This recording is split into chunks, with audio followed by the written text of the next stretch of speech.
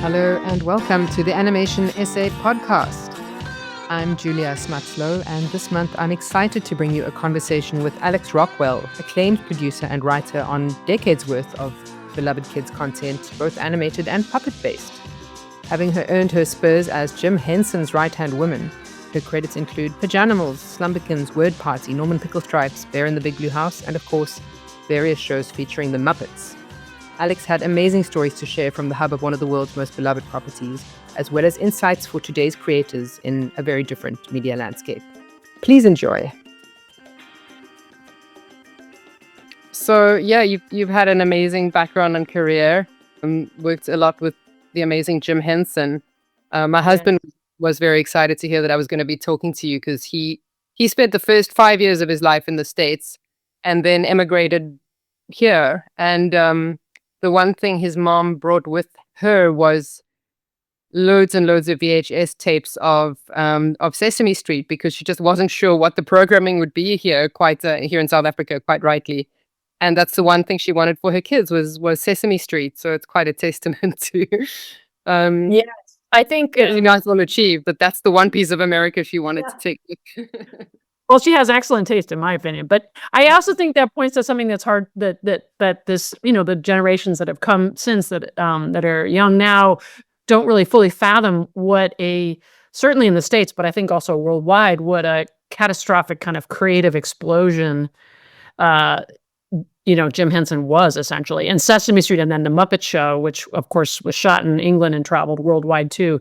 It really at that moment in time was such a spotlight of creativity, and people of all ages interacted with it. And I think it was just a really important cultural unifier actually back then, both in terms of little kids around Sesame Street, because there wasn't as many options and Sesame Street was so different and so bold and so funny.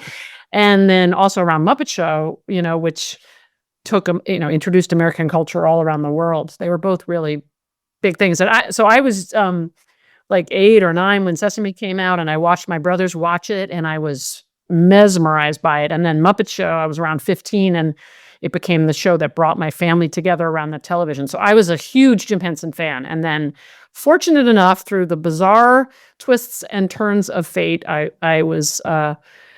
got the incredible job of being his creative assistant, which meant I got to travel with him all around to all the different sets that he was working on and watch him in action. And it was an incredible learning experience to see him do all the things he could do.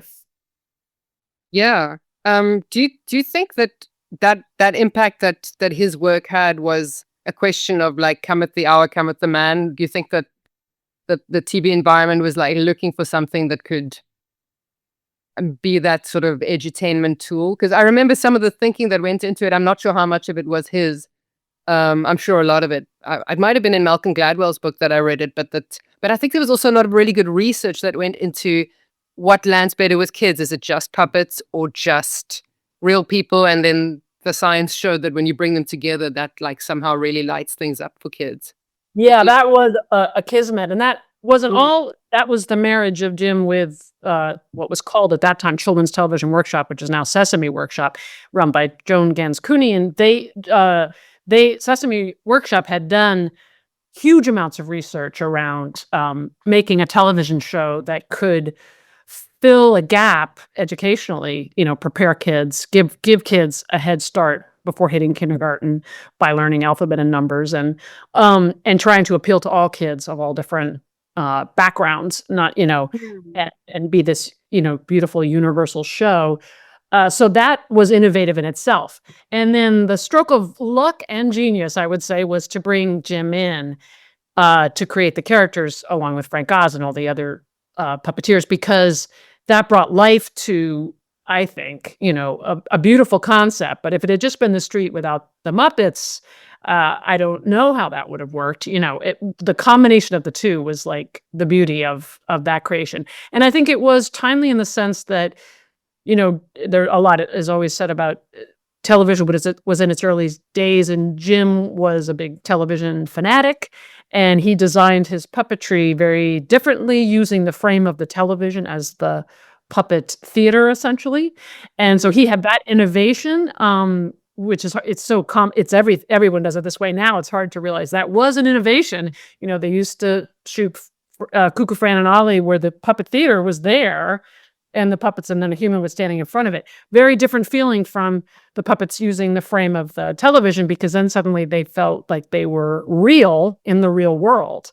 So that was gentrification, which was coming out of the early days of television. And then I think, because Jim didn't consider himself a children's entertainer at the time and he did Sesame Street, he brought a lot of sophisticated humor that intuitively was designed for kids. Him and Frank, especially that combination, with Ernie and Bert and Cookie Monster and Grover and all these characters, there was just a real freshness to that. They weren't creating characters that kind of spoke down or kind of were in that birthday party puppetry style of storytelling, where it's like very simple. They created characters that had real genuine soul to them. And even Cookie Monster, I'm a huge Cookie Monster fan because I just think the simplicity of that character, he just wants cookies, but he's so simple in his focus and his comedy. But in terms of how you relate to him, everybody can relate to that feeling of being out of control, wanting something, whether it's cookies or whatever it is. So it's, it's universal in its way. So I think all these different factors, it was this kismet that came together that made Sesame what it was. And, I'm a huge fan. Yeah, I loved just having a look at some of the thinking behind it, how each character sort of represents something about kids that will be familiar to them. Like Big Bird, it reacts the way that a kid would react, or like you were saying, Cookie Monster is just like this unbridled appetite. Yes. It's all aspects of a child, which made me think of Inside Out, Yes. Yeah. It has there's similar things to Inside Out. That's true. Inside Out does that really well too. And I would say there are aspects not just to a child, which is why there are aspects to adults too. So it's kind of why adults can sit and watch Sesame Street with their child, which is, another beauty of that show, especially when it first came out. I think, it was so eye-popping and different and funny, just genuinely funny that, it could be more of a family affair, which was, kind of became one of Jim's many trademarks with the Muppet Show too. Yeah, and as the one website put it, turned it into big business, which it hadn't really been before. That's right. It was huge business. Yep. And I guess still is today to some degree. It's still going on, which is crazy. So I was reading a little bit about you, and I promise I will talk about something other than Jim Henson as well. No, I can talk about Jim Henson all day long. That's good. Your original meeting with him and how he just seemed to be able to put people at ease, and I think you were laughing together about the waiter reading the specials or something like that. And yeah, it wasn't even so much that he could put people at ease, because in some ways, I was young, I was like 25 and super intimidated to have lunch with Jim Henson, but also because he was like, one of my idols. It wasn't that he was like, putting me at ease, though he was a very sweet guy. So certainly that was in play, but it was more that we bonded over comedy, and that was sort of what sealed the deal. Like we were sitting having this very sort of fancy. We had the same sense of dinner, yeah. Yes, and this waiter, who was a lovely person. I don't mean to trash this waiter from bygone days, but he was doing an extremely pretentious reading of the specials. I mean, it just went on, and how sometimes it goes on and on. And you're like, oh my god, it's still going on. It was just like, and the butter is this and that, and like with all these big fancy words. And at some point, we both just lost it, and we were both holding back laughter. And I tell that story more as like, I think that's when he decided to hire me. I was all in from the get-go, please hire me. But I think when we laughed at the same thing, or tried not to laugh at the same thing, more importantly, because he was also a very polite person, so we were both trying not to be rude. But when we both lost it over that, I think he was like, yeah, because he really, to work with him, he was an extremely, insanely hard worker. I mean, just keeping up with him, I was exhausted, and I was so much younger. But he also created an environment around him where laughter and enjoying the work and having fun, that was really important to create the work. So, he was surrounded by people who loved to laugh and enjoyed the humor and teased each other and the whole bit. Mostly that core Muppet puppeteering group. That was a really magical group of people. To see them, how they, shared the joke together was really a joyful thing. But yeah, so I think I tell that story just as like, that's, I think, when I got the job. There was another anecdote, I think, from Frank, was it Frank Oz's memorial, where he said Jim Henson had made him pose nude for the camera. Do you know the story? I know the story, yeah, I because don't know why. And then later on was gifted a Muppet where if you looked in the eyeballs of was it Bert, you would see that it was Bird. Yeah, you would see the naked you would picture. see Like that. naked Frank Oz in the inside of his skull. So I like that idea of like I think sometimes the entertainers that kids like the most are the ones with actually quite a wicked sense of humor. It's like Robin Williams as well. It's like Yes. they're not condescending because they've sort of never forgotten what it's like to be kids, but they're great at entertaining adults as well. I think that's right. I think that there's a little slyness, a little bit of a tease in it. And but what's behind that gift also, which I think is also part of what's behind the Muppets, is the generosity of spirit in that gift. That he took all the time to do that, to make that gift and that joke inside the gift for Frank.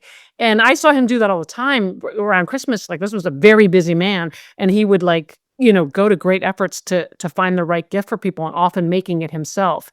And that really struck me. But that's also part of those characters. There's like a weird just generosity in the whole thing. I can't even fully articulate it, but there's a kind of a communal respect and joy that is also captured, I think, in his work. Kind of affection between them and the humans, which feels really... Yes. Did he ever make you a gift that you remember? Well, that's a funny... No, I don't think so. I don't think he ever made me a gift. Though he did do something very generous. The last thing we all shot with him before he passed was this 3D Muppet movie that went in the Disney parks. And actually they're just taking it down now. It's been there forever. It was a really fun little movie. Muppet Vision 3D, it was called. And he did the shooting of it, and then Frank finished the film after he passed. But after the shooting, there were these soldier puppets that were hilariously fun that came in at the very end. And he gave those of us that worked really closely on it each one of those puppets, which mounted on a thing, and I treasure that because it's like that's a lovely thing to memory. Yeah. So he was always conscious of how to, recognize people's input and just generous about that. So since you mentioned the sort of 3D animation extrapolations of the show, and given some of the other, because you've worked in both, you've worked with puppets and 3D animation and 2D and stop motion, so you've really sort of covered the gamut of kids mediums. How do you manage to carry over that lovability that comes with the puppets? Because I guess having that background gives you the richness of understanding how big that connection can be and how real that connection can be with something that you can touch. What have been your ways of trying to carry that particular thing over into other mediums or into other shows? Yeah, that's a really good question. And, I think the first thing that comes to mind is, the humbling recognition that, in the shows that I've done, they could never be as good as, they could never do it as well as Jim did. I mean, he's singular. But the lessons I learned from watching him and what I've tried to use as tools to try to create connection with the audience. One is just respect for the puppeteer, the talents of the puppeteer. And because it all comes down to that. Obviously, it's an obvious statement, but there are just a handful of puppeteers in this world who really have the crazy abilities that the original troupe of Muppeteers had. And, step one is to get those people and work with them. And they're incredible people. And then give them space to do what they do. In other words, obviously I for my shows, I write a script or I oversee the writing of a script. But I learned from watching Jim that the script, once you get it to the puppeteer, you always listen to their questions about it because their questions always make it better. I mean, almost always. And you leave space for them to improvise because those improvised moments, that's when the character sort of pops to life. So one, I would say, is respect and how you work with the puppeteers. and working with the correct puppeteers. And the other thing I try to bring to it, which, I'm not always successful at, but is the challenge, is to always remember the audience's age and be really conscious of where they are developmentally. And that's like something that I've drawn from my parenting, because I have 4 kids, and it was really helpful. It was really helpful because I was constantly reminded what a 2-year-old is versus a 4-year-old versus a 6-year-old. Those are different animals. It's like they grow so fast. It's like, so I really try with each show to be disciplined about, like, how do you connect with a 4-year-old? How do you connect with a 2-year-old? And I love that calibration. It's really hard. It's challenging. And the shows that do it well are the ones that really pop. And it's surprisingly challenging to run the gauntlet and hold on to that, because as you're making a show, there are all kinds of factors that impact it creatively. And you have to just stay on course in that particular discipline of, like, making sure you're connecting with the actual age that will watch the show, as opposed to the age that you hope watches the show.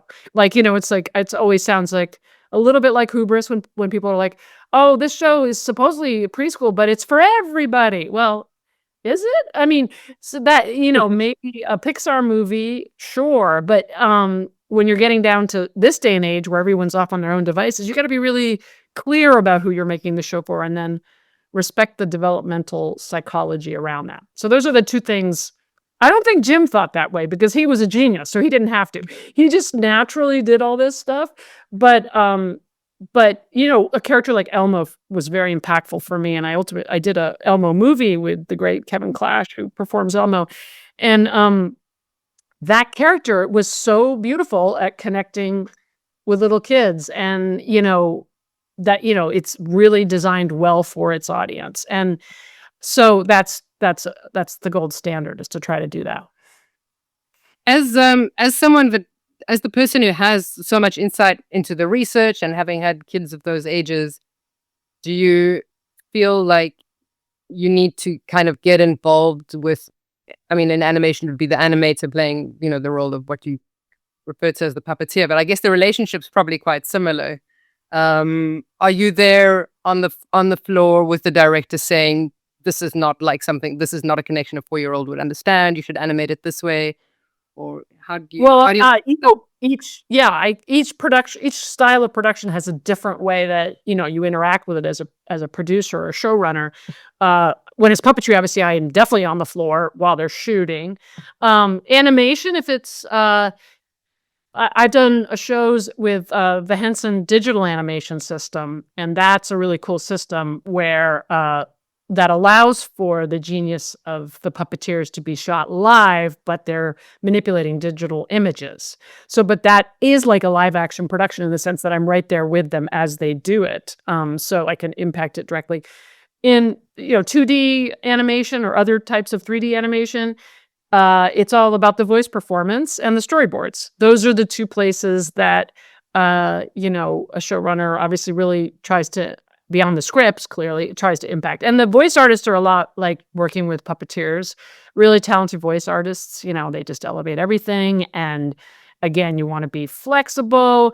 But with animation, I feel like you have a little less room to, I always give give them an option to do something they want, but with animation, you have to also get what's scripted, because to state the obvious, the storyboards and everything are fairly locked at that point. So you can't veer too much from what the original intent was. Whereas live action, you can really kind of play around a little more within framework. And then stop motion, which is like, I love stop motion. Done a show, and I'm developing another show right now in stop motion. And stop motion gets shot so slowly. I don't stand there while these geniuses, shoot stop motion, that because they shoot a minute a day, and be like, so that I don't do. So the places that a showrunner impacts there beyond the scripting is definitely the storyboard and the voice performance. And then then you just get the footage back. You're not there for the shooting. And it's always a delightful surprise to see the dailies, because it's just like, such an incredible art form. I'm working with a director at the moment who does his voice cast first and then storyboards with voice cast like Oh. with final voice cast, so that he can, just use that as the sort of North Star rather than trying to lock the. You know what? That's genius. I think, If you have that freedom, I mean, I've never had. I suppose you need to be the director and writer in order to have. yeah, I haven't heard of that, but boy, is that a good idea. Yeah, I see the merits of that immediately. Wow. Yeah. Yeah. So the stop motion series that you have in development. Yes, it's with the amazing stop motion company Bixpix. They are incredible. Kelly Vixen spoke to us last week. That's So yeah, she's fantastic and just a brilliantly talented leader in this area. So yeah, we're just developing it and we're taking it out to pitch soon. And it's a pretty we've had a lot of fun developing it, and we're it's a pretty cool out there idea. So I don't know in this climate whether it will catch hold, but I always love just going for it, right? As opposed to like in a climate where everyone's looking for known IP, and I understand the reasons for that conservatism. It just makes me want to be weirder. Like I just want to make an even weirder show. It's like the rebel in me. So this show is like really out there and fun, and we'll see what happens. I was just really fascinated to go and watch the Shark Tank pitch. Yes. Because that's like, in a way, it's like it does make it a known IP. Because Yeah, I mean, it's that's right. got kind of footprint, and I mean, perhaps you'd be happy to talk about Slumberkins, which kind of followed a similar path. Right. Yeah, the Slumberkins was really amazing. I mean, I was brought on by Henson to conceive of that show and showrun it for Apple, and that was based on this incredible Slumberkins franchise, and these two women who created it and who are geniuses. And it's all about therapeutic tools for kids right now that deal a lot with the sort of hot button issues of anxiety. And they're also really quite brilliant on the kid and adult issue that isn't spoken about a lot, which is shame, actually, the toxicity of shame, and how that really is a stumbling block in childhood for many, many kids, and probably all, even just little moments of embarrassment, how that become bigger in your head. So they just have this brilliant series of plush snuggable toys and books that they had done. And Henson was interested in doing a show, and they brought me in, and I developed a mixed media show that tried to really deal with the therapeutic process in a way that little kids could understand. And our first season's on Apple, and our second season will come out in the near future. And it was really fun. It was challenging because it was mixed media. And mixed media is, two pipelines, tricky, because we shot the puppets live. Because I really felt strongly that it should be puppets, because puppets are used in therapy. They have a real, some kind of quality that little kids can hear emotional content from. They're special that way. I don't know what that is. Maybe it's because puppets exist in the same world as kids exist in it. Yeah.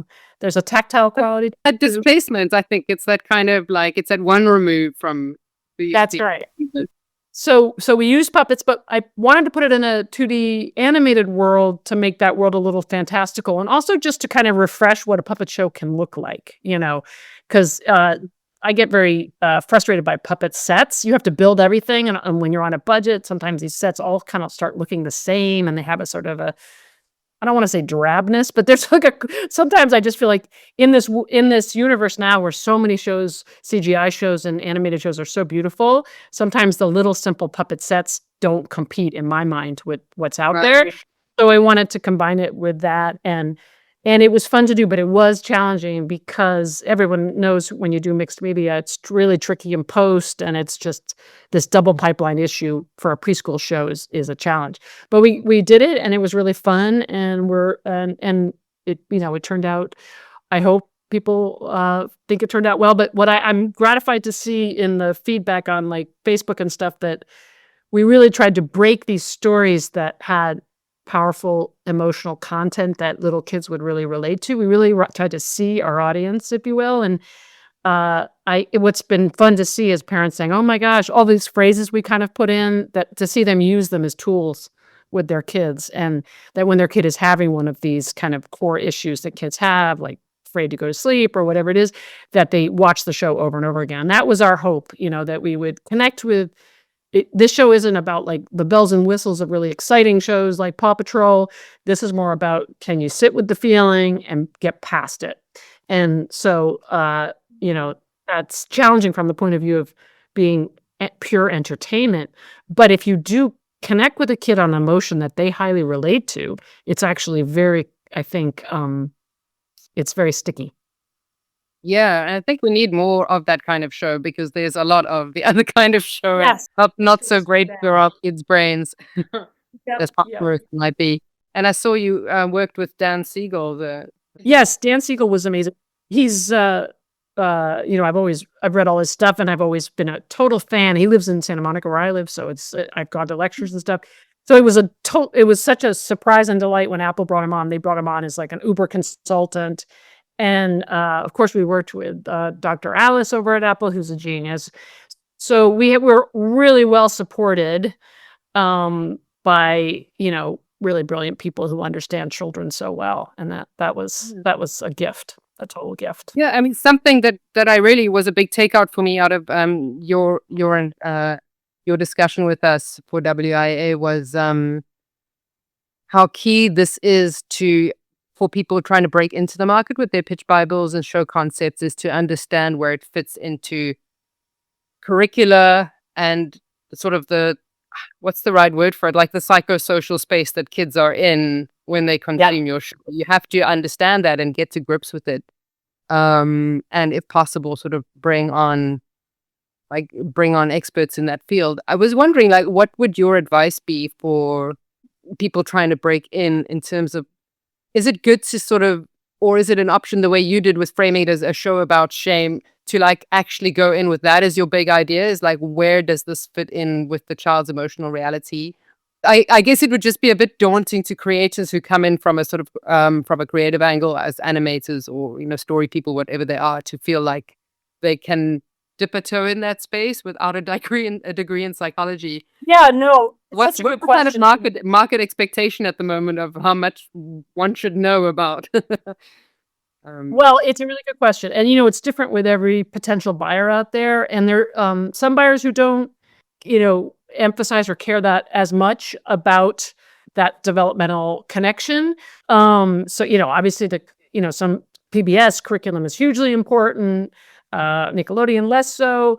But when you're dealing with little kids, I would argue that in order to get their eyeballs, you need that extra hook. But it's the secondary thing. The first thing is the creative idea that's entertaining, and then the secondary thing is like, I would frame it less as like an emotional curriculum and more as like what's going to connect with them where they are now. And so I think that's just about being, I always say, be careful of nostalgia, because sometimes when you're creating a show, and I'm talking about shows that are original ideas, as opposed to, obviously, if you take, a famous book, then you're already there because that book has already done the work of figuring out, how it connects to its audience.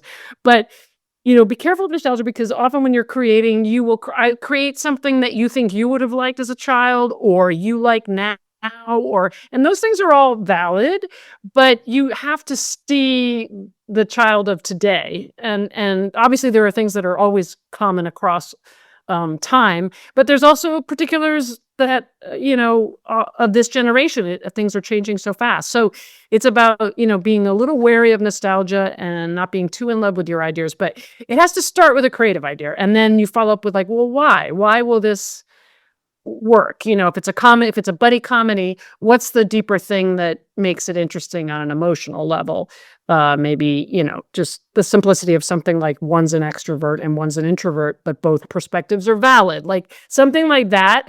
It doesn't have to be a huge idea, but I think it has to ring true to the buyer. Because even if they don't prioritize curriculum, all of these buyers are very intelligent around, what little kids and what stage they're at. So it should resonate with them.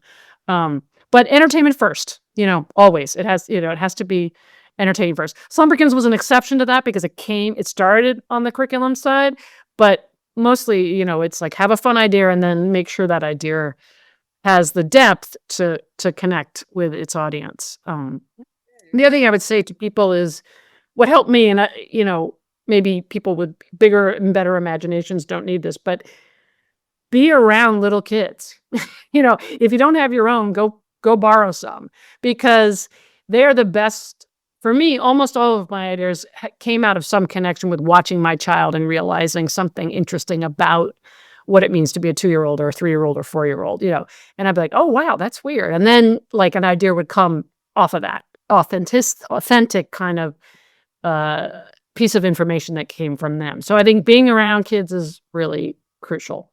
Yeah, that For me, kind of answers my next question, which is if you shouldn't be nostalgic for your own experience, should you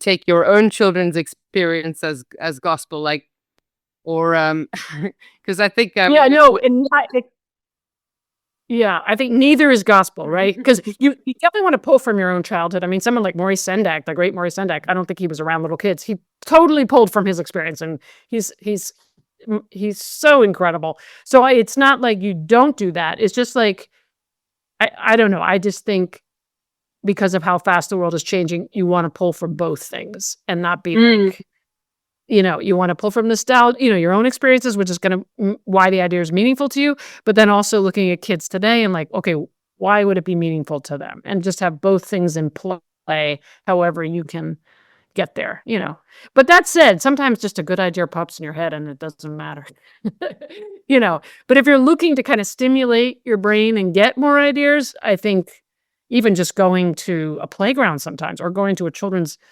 bookstore, it's like, it takes you back. Yeah, I've got a 4-year-old and a 6-year-old at the moment, so I feel like I'm pretty lucky because I get a lot of ideas from them, just either through what they enjoy or through what they come up with. That's But another really interesting concept that came out of that chat was the idea of play patterns, and how bias will often be looking for or asking what play will manifest after a child has watched your show. What do you have in mind? Mhm. And we were discussing the example of Bluey and how it's generated all this like imaginative play amongst kids, which is so true. Like my kids will play the games that they play as soon as they've seen the episode with that specific genius that it has. So, would do you ever like choose your ideas based off of how how you want kids to play, or what is it that you look for primarily? Like what is your North Star? Is it something based off of a passion of yours, or is it Right. something you want to see in the end result, as it were? Well, it's a really good question. I mean, Louis is so genius and on so many levels, but the play pattern thing, I I learned that recently too, that kids are, in the games, and that just made me so happy because often pretend play on television doesn't it's not just that they did pretend play, because a lot of shows do pretend play, but they did it in such a creatively fun way that it made kids wanna do it. Because I've seen lots of shows where the characters are doing pretend play and it's boring to watch because you're not playing it, and, it's like, "Let's play house," da, da, da, and they're playing a game of house. It's like, "Well, I'm not in this game," and, and I could play house by myself without the TV show. But, like, Bluey did that crazy thing of just making the play so compelling and fresh, essentially, that and also family, Yeah, and real it's like play. the fact that you can empathize with the parents and how they're feeling about the play when they need to get somewhere, or when they had a party last night and they're feeling hungover. Yeah. So they Yeah. Yeah, Joe Brum is excellent at kind of keeping the adult's perspective alive while he's being so good at He's interrogating. such a talent and such a beautiful show and such a breath of fresh air. But, yeah, I've never been great at, like, the play pattern thing. I always have to be reminded as I'm creating a show, someone will say, "Well, what's the play pattern?" I'm like, what's the play pattern?" Because yeah, I don't actually think that way, so that's a little bit of a weakness of mine because it does seem to be it's very important, I guess, But sometimes watching TV is a passive experience and it's about storytelling. So, like, I get confused by play pattern stuff. I mean, the obvious thing is like it's a vehicle show and they'll go play with vehicles. I get that, but sometimes it doesn't feel like the play pattern needs or should be totally established. But it is a question one has to ask oneself. The one time it really came into play for me was when my youngest daughter was 2. I was a mom at her preschool, I don't know, baking cookies or something, and watching all these 2-year-olds run around, and I saw something that's very obvious, which was all of these 2-year-olds having baby dolls and pushing them in strollers and feeding these baby dolls, and they were still in diapers. And I was just struck by, like, oh my God, they're doing like nurturing play, but they're still in diapers. Like, wow, that happens so young. I just hadn't quite clocked that yet. I'm like, what is that? What's going on there? And boys more with stuffed toys doing it, but like recreating family, recreating the rituals around nurturing. So that was the starting point for me to develop a show that eventually became Word Party, which is on Netflix. Right. Yeah. And some of those animals were in diapers. I noticed that.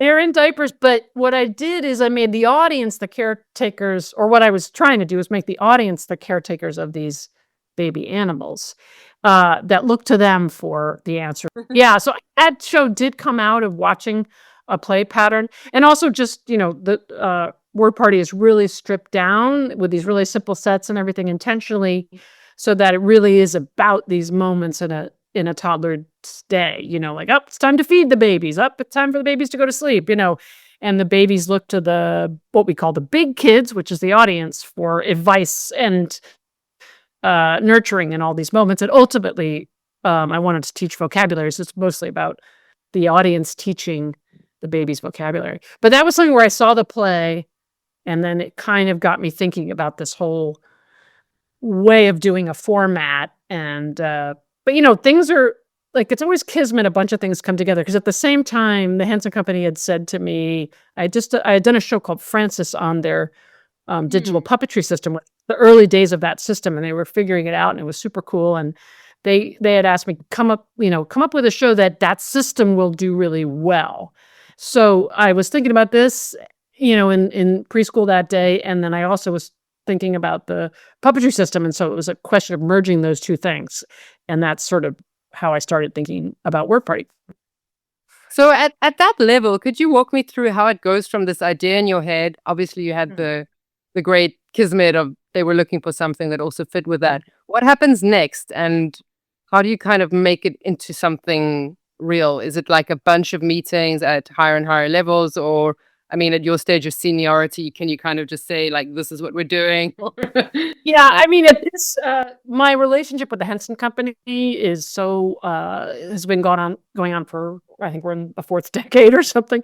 So I do have an ability to sort of shortcut it, and but what in this case of Word Party, and I think in other shows too, if once I'm solid on the idea, and I had done a little more thinking and figured out it was for baby animals and this, that, and the other, once I blocked the idea, in this case, I just called Hallie Stanford, who's the brilliant president of television over there, and she and I have a long-standing relationship, and I just said, Hal, I think this would work on the system, and also talked to Lisa Henson, who was running the company at the time, who has always been such a great mentor to me too. And so I am in the case of the Henson Company, I do cut through a lot of the normal stages, and they were like, let's try to figure it out. And then they're very much a part of figuring it out with me, because that's a real family situation.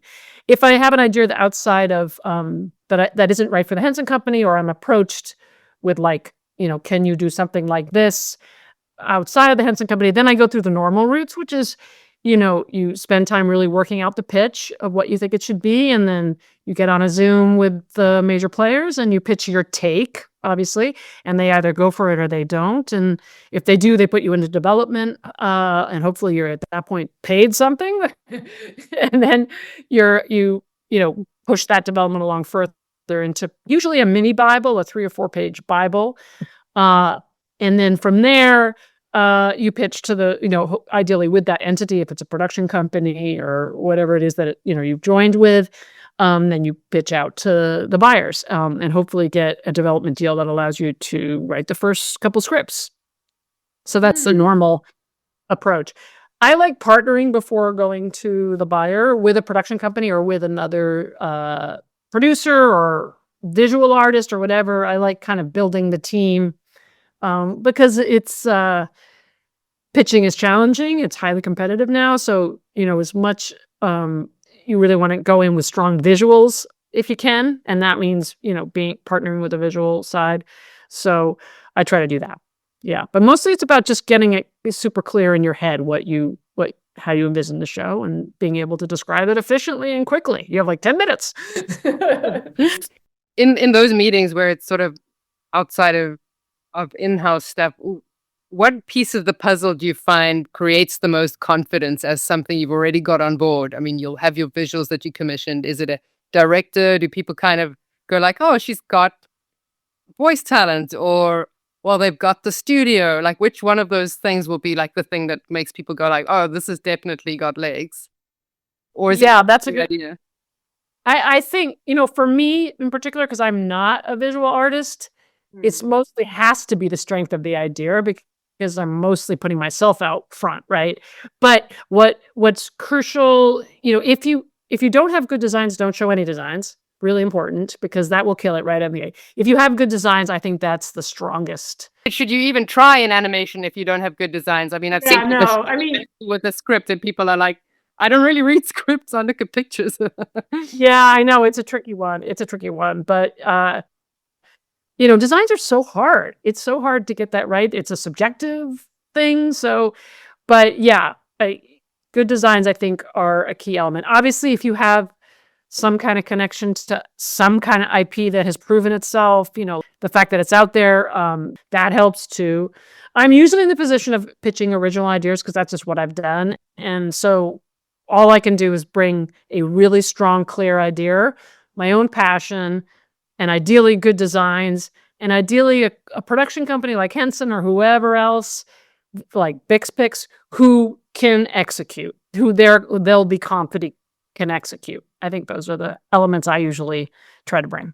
Yeah, I was also wondering, for somebody who's managed to get that meeting with a buyer, or a really good studio, what's something that springs to mind as a not to do?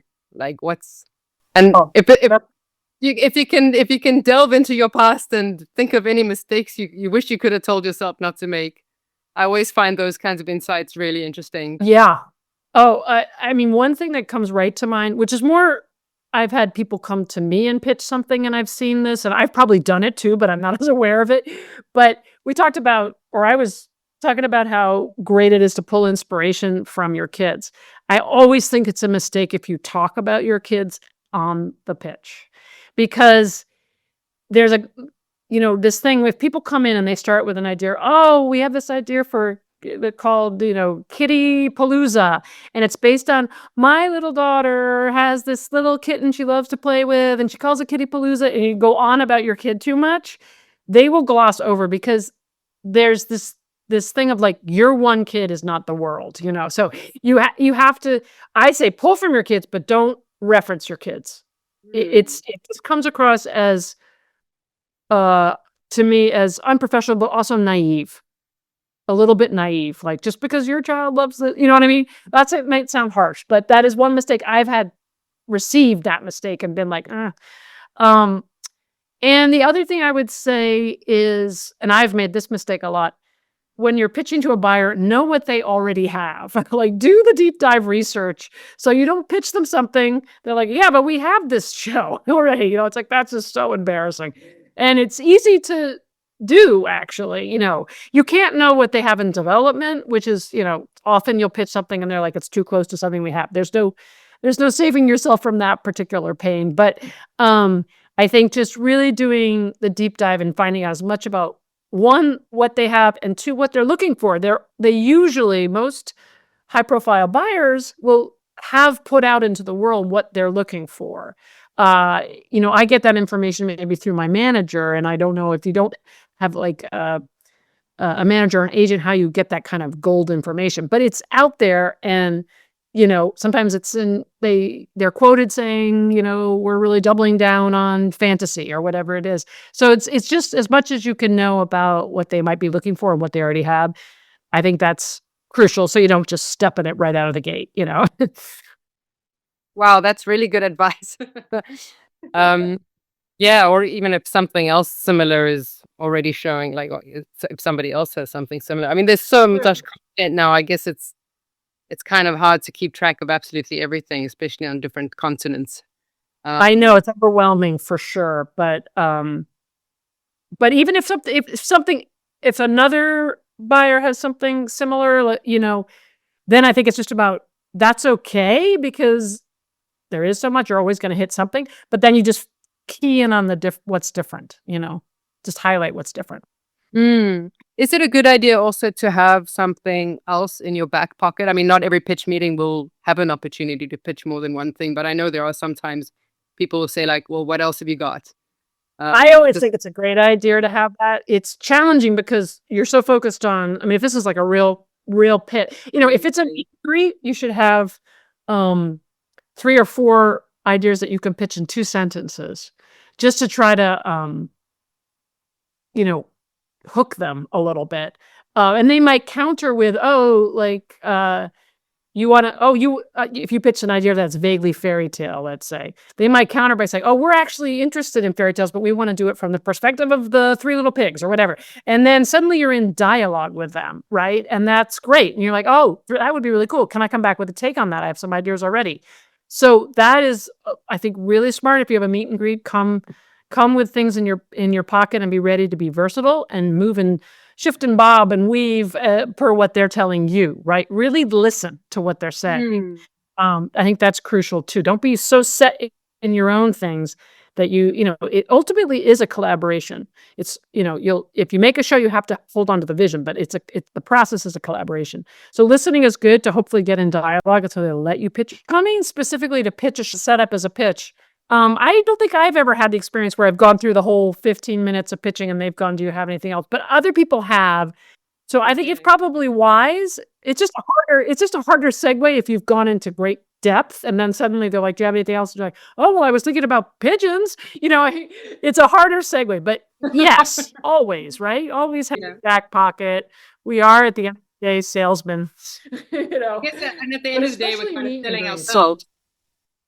Yes, that's right, and that's a really good point. Because often when I'm talking to people who are pitching me an idea that they want me to help them with or pitching in order to come work on one of my shows, it's so true. In what they pitch me, it could be totally not right for what I'm doing, but I notice it if it's, to state the obvious, if it's creatively interesting or funny or whatever. It's like, "Oh, I like the way that person thinks." I like Mm. the way that person thinks is a very valuable thing from the point of view of the buyer or anybody you interact with. So yeah, I think that's an argument for having those back pocket ideas, whether they're for real or not, or whether they're where your passion lies or not. It's a chance to make a good impression creatively. Hmm. Um, do you find that the whole sort of emphasis of how to pitch has changed a lot with Zoom and digital pitches? Do you have a different pitching style? I think we talked a little bit about this on your talk as well. Do you bring a slightly different tool set to digital meetings? Unfortunately, yeah, I prefer pitching in person. I think I don't love this Zoom pitch, but obviously we're all doing it now, and there's advantages to it because you don't have to get on a plane, which is great. But You can do more of them. Yeah, you can meet more yeah, people. you can kick through. My attitude about it, and I'm not sure I'm a master at the Zoom pitch at all, but because I'm working on this skill myself, but uh, my attitude is the obvious one, which is that it's way harder to keep their attention because they're seeing their things pop up on their screen, they're looking at their phones sometimes. I mean, you are up against it. So shorter, faster, really do the hard work. Let's say you have a pitch doc that's 5 pages long. You're not going to get through that. So really I think the hardest work of pitching is figuring out, and I try to spend a lot of time on this. What are the things you have to say that actually differentiate and communicate the idea? What are the have to say things? What are the sexy, sticky things? So figuring that out and not getting lost in the weeds because you've got to be faster on a Zoom. And it's not conversational, right? So when you're pitching in person, they can stop and ask a question. And you can pivot based on their question, which is great. Like, they ask a question mid pitch and you're like, "Oh, well, yeah, we were thinking of actually doing exactly what you said." I mean, so there's that little great ability to adapt in the moment. On Zoom, that I find that's less true because you're usually showing a deck. They don't ask questions till the end.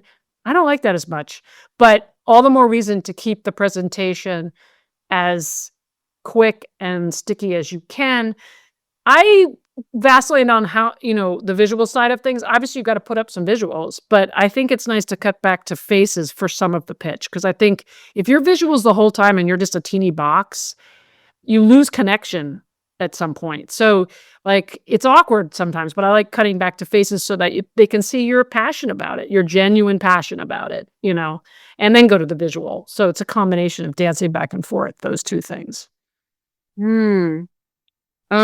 Yeah, since you were mentioning a little while ago about the current climates in Hollywood, and I guess just all over the world, and how difficult things are at the moment. Have your pitches changed significantly in respect of that? Like in terms of the type of thing that's being looked at, but also just how much appetite people have for new ideas in general. I mean, you mentioned the existing IP is a big deal for creators who unfortunately can't knock on Marvel's door. Yeah. What Mm. are there any like useful ways to think about what's a I guess just a good way to pivot in a market with smaller appetite for just news. Yeah, I would, I with a heavy heart, I would say I wish I had a good answer to that question because I think it's really tough right now. It's just legitimately tough. Um, and if you don't have access to IP, well, I will say IP could be a lot of things. So maybe you do have access to IP that you don't realize you have access to. It doesn't necessarily have to be Winnie the Pooh. It can be something that's working in a whole other realm. And so keep your eyes open to that. Um, but other than that, it's the obvious thing of like, well, look at what's working, and this is both a positive and a danger. Like you look at Bluey, and it's like Bluey's working, so what can I take from that I can incorporate? But at the same time, here's where it gets tricky. Every single pitch is starting with my show is like Bluey right now. So like, and you can just see the executives wanting to like, roll their eyes. So you have to take the lesson of Bluey without being, redundant and just being another approach of Bluey. So that's challenging. I, at the end of the day, I try to put it all aside because I don't know if there are like practical things you can do. But certainly for me, the way I'm wired, it's just like I wait till I get excited about something and then I just go, you know. So and the other thing I would say patience. Like the Word Party show that I talked about, it ultimately took us, I think it was 7 years actually, from the time I had the idea to the time that Netflix bought it. Wow. Yeah, many shows are faster, but um, it can really take a while too. So, you know, if you love the idea, you'll have the patience, and it will. And patience is a good thing because even if you don't sell it right now, you can go out. And, this has happened to me a lot. You go out and you pitch something, it's not selling. You adjust the pitch. 2 years later, you take it out again. I mean, it's an evolving thing, and things always change. So I guess I would just say stay hopeful and be patient. But at the end of the day, it's about something you really believe in because it's so hard to make a show and it's so hard to run this Yeah. off. You better really believe in it. And if you really believe in it, you got something. I've discovered that the hard way too. Sometimes people get excited about something and they're more excited than you are, and and then when they stop, lo and behold, there's nobody left to push it up the hill. So, um, yeah, I think that's a great tip. So how do you discover that sort of fount of excitement in yourself? Do you have like a guiding value as to the kind of ideas that you want to work? I mean, I saw originally when you wanted to stop working as a story editor, it was because you knew you wanted to work on children's media. Is that like Mhm. been your broad sort of holy cow for your whole career, or has it gotten more specific as you've worked? Yeah, that's it. Well, when I was after Jim Henson passed, I was head of creative affairs under Brian Henson, his son, who was running a company, and I did, developed all the stuff and worked on all kinds of shows for all ages. So I had a taste of making, being involved with the making of movies and shows for all different ages. And I did that for a long time, and then when I had too many children to continue that job, I I stepped down to become a producer, and it was then that I realized that the thing I love the most is, shows for little kids. So I guess I've returned that's where I've kind of over the years honed in on. I I can say I'm pretty much not interested in anything except for, like, 7 and under. And it's just because I have always loved child development and child psychology, so I love that you combine those 2 disciplines, the creative discipline and, conceptualizing along with child development. I love that combination, and so that's just where my brain is the most fertile, I guess. So I've zoomed in on that at this point, at this stage. But I really enjoyed when I was younger as an executive doing, shows for all ages. So that was a great experience. But when I'm making a show myself and it's going to be 3 years of my life or more, it has to have for me a purpose. And I guess I find more purpose in little kid stuff because I think I was profoundly affected by Sesame Street, watching my brothers learn the letters in numbers and seeing it work and seeing that, oh my God, television, which can so obviously be a negative force in child development. That's obvious, but it's not going anywhere. It's still here. So let's make it a positive force, and that challenge, and it's a real challenge, but it intrigues me. So I guess I'm Mm. on that right now. Yeah, it was really clear as well with Bear in the Big Blue House, where Mr. Rogers was the other big influence. It's not something we ever had here in South Africa, but I mean, once again, it's like it's so big and famous that you kind of hear about it, even if you don't grow up with it. And Yeah, Mister Rogers was a foundational, like Sesame Street, a foundational television show that was around when I was a kid, and it just had this huge reach and impact. And yeah, Bear in the Big Blue House, I had that idea when my 2-year-old son was watching Mister Rogers, and I had made fun, as all Americans do. Once you grow up out of Mister Rogers, you make fun of Mister Rogers. That's the next developmental stage, and you're like, what the critters? What's going on? You're like snarky about it. And I have been snarky for years about it, and then I had my first child, and I saw what the power of his direct address to camera, and I was like, "Whoa, wait, this is actually incredible," and just the way he speaks to kids.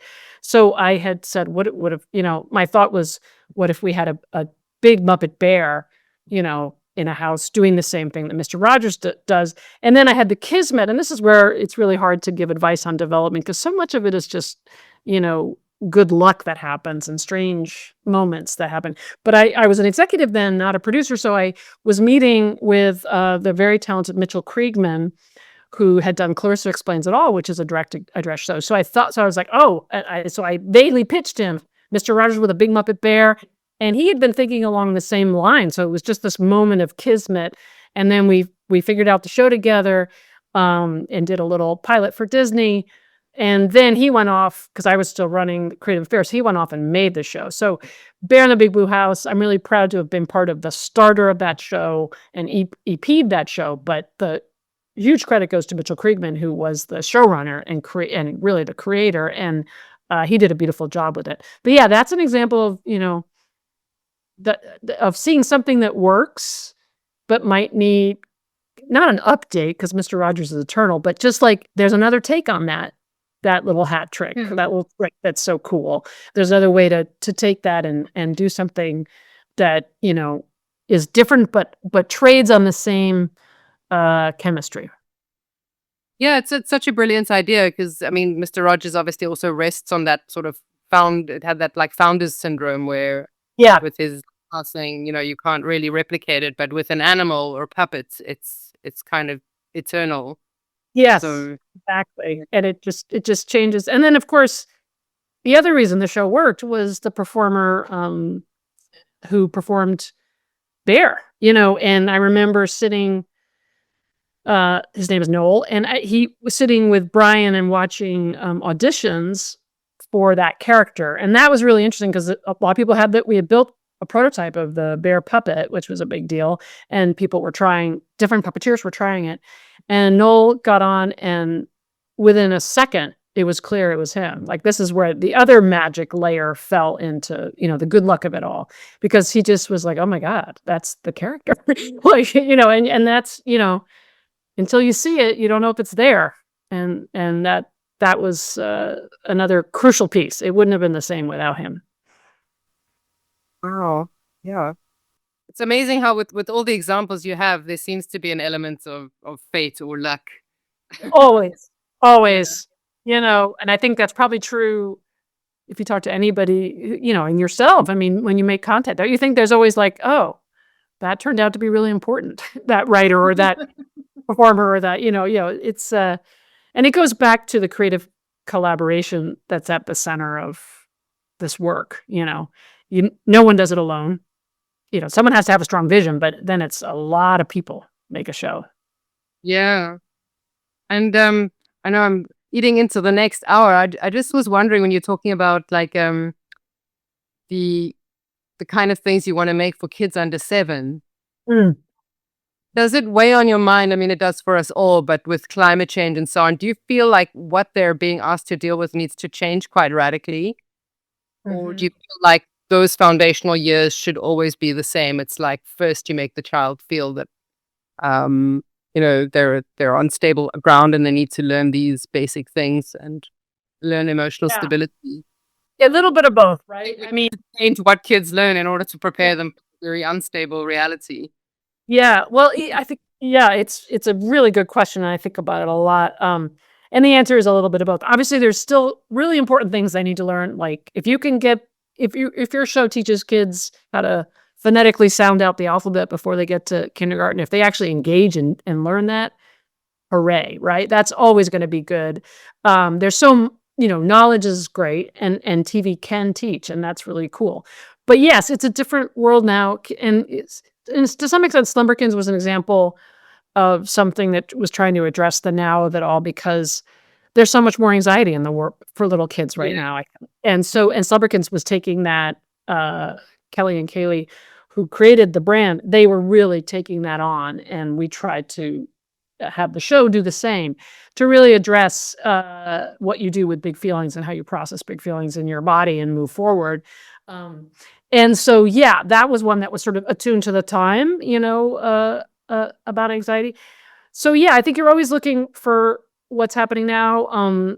With Word Party, part of the last penny that dropped in that conceptually was I read an article about how, at the time, this was a long time ago, about how kids in underprivileged households were coming to kindergarten with dramatically less words. They just had like a shocking amount of less words, which is so interesting and profound, right?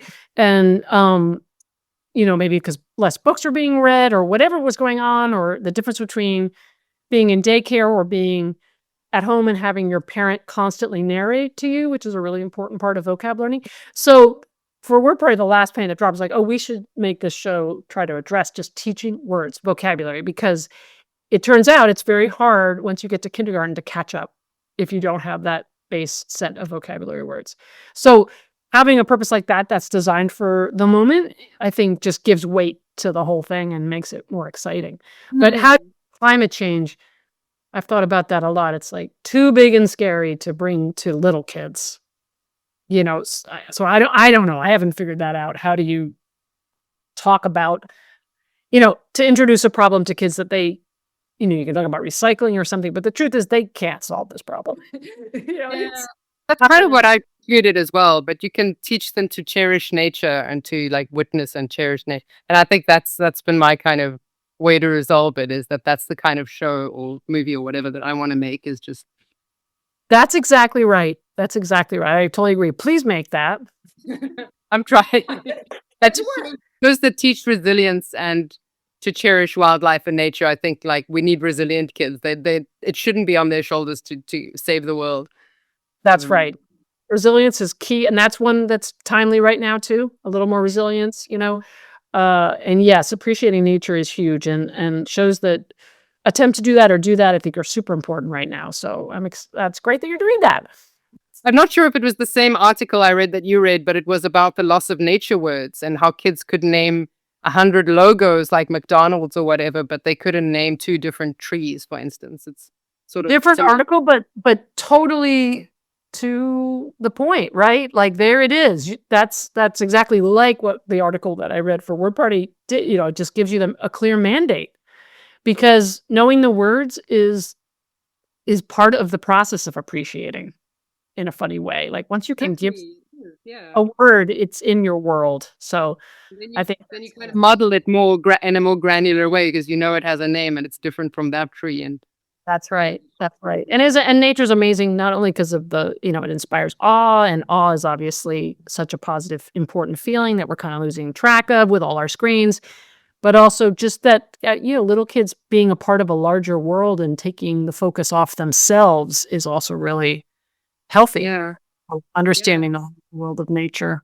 being So part of something bigger. I had a crazy idea that it would be great if we could start forcing or encouraging creators to donate to the charity supporting whatever species they depict in their show, so that it's yeah, like cool.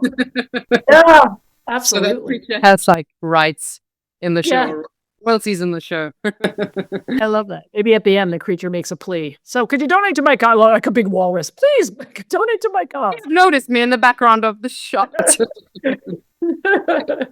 Alex, thank you so much for this time. I've really enjoyed hearing about all your amazing experiences and getting to know you a little bit better. So thank you, and I hope you have a lovely rest of your day in LA. Thank you so much. It's always fun to talk, and I loved all your questions. And thank you for having me on.